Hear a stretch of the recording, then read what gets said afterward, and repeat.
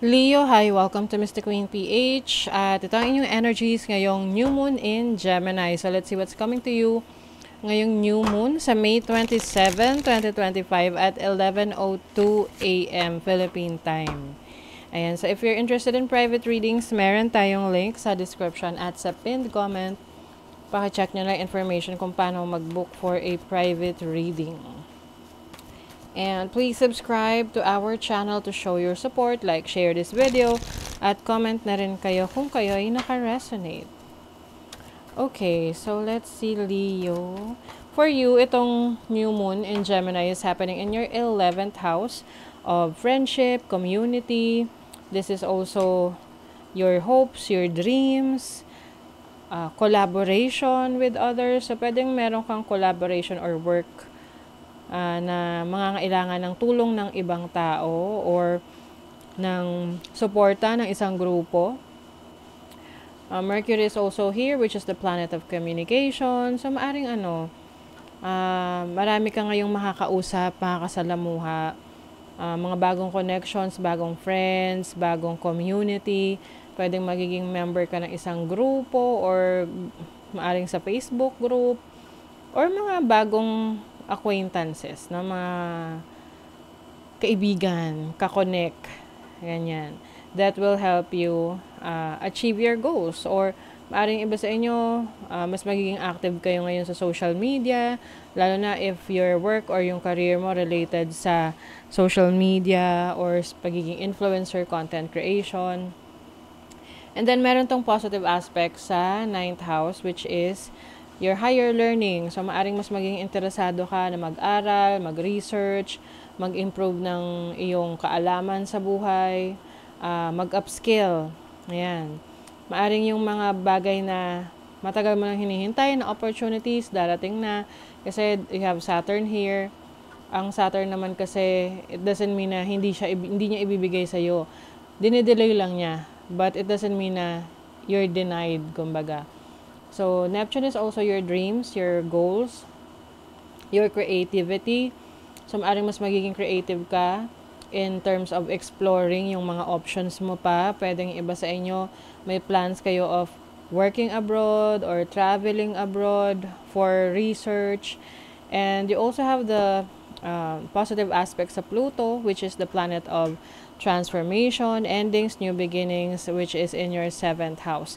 So, sa nakikita ko rito, some of you may experience endings pagdating sa relationships, pwedeng relationships sa romantic connections, sa friendships, or any connection that you feel na no longer serving you, and you will focus on the new connections or new friendships na magpapalawak pa ng inyong network.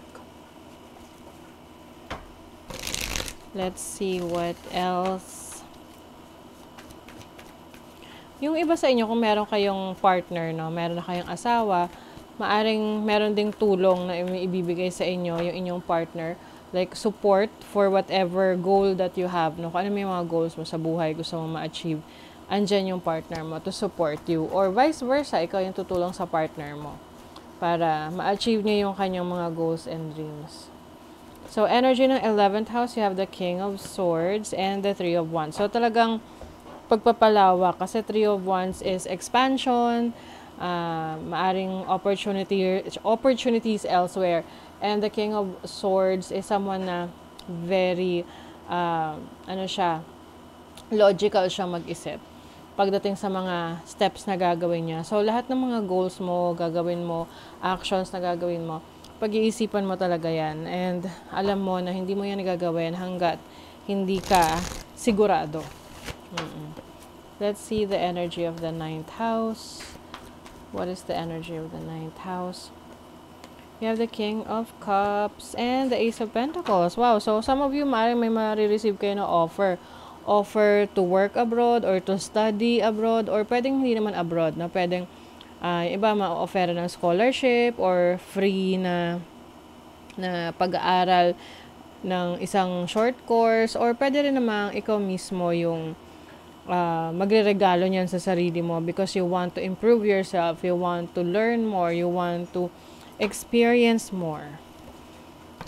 And like what I mentioned kanina, pwedeng partner mo yung magbibigay ng support sa'yo na ma-achieve mo yung mga goals mo na yan. What is the energy of the 7th house? You have the Queen of Swords and the 7 of Cups. Okay, so nagiging maingat ka talaga sa pagpili ng mga partner sa buhay. So when we say partner, hindi lang yan romantic partner, business partner, or kung sino yung makakasama mo, makaka-collaborate mo, someone that you will work with. And alam mo na kung hindi ka sigurado doon sa person na yon, hindi mo ipupursue. Kaya nga pinag-iisipan mo na maigi kung ano yung path na tatahakin mo. Let's see what else. You have the Sun in Libra and the 7th house. Regarding sa relationship, no, if you're connecting with someone right now at wala naman kayong issue or problema, magtutuloy-tuloy lang yung kaayusan ng relationship ninyo. As long as nagkakaintindihan kayo, no, you really believe in each other. You have Jupiter in Scorpio in the 8th house. So 8th house can also mean yung other people's money. So pwedeng merong magpapahiram sa'yo or pwedeng magpapahiram ng pera, resources, gamit, no, to help you para ma-achieve mo yung mga goals mo. Let's say gusto mo magtinda, tapos kulang yung gamit mo. Pero meron kang kaibigan, mahal sa buhay, kamag-anak na tutulong sa'yo. Na, ito yung gamit na to, kailangan mo to, sige, papahiram ko sa'yo. Para magawa mo yung goals mo na yon. So, it can be any kind of support. Pwedeng resources, pwedeng yung kanilang service, no? Yung pagtulong nila. Yun yung maaring mai-share nila sa'yo. You have Venus in Pisces in the 12th house. Venus is the planet of love, money, abundance. And 12th house is your subconscious. So, maaring you are in the process of manifesting the dream that you've been dreaming. Maaring ito ay related sa career mo or sa relationship na gusto mo para sa sarili mo.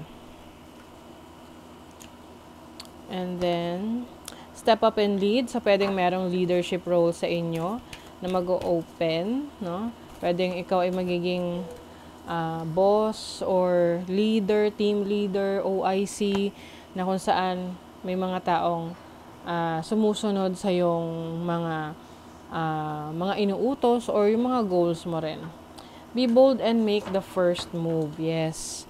So, talagang mas magiging active ka, mas magiging assertive ka na makuha mo yung mga gusto mo sa buhay nang hindi ka nahihiya.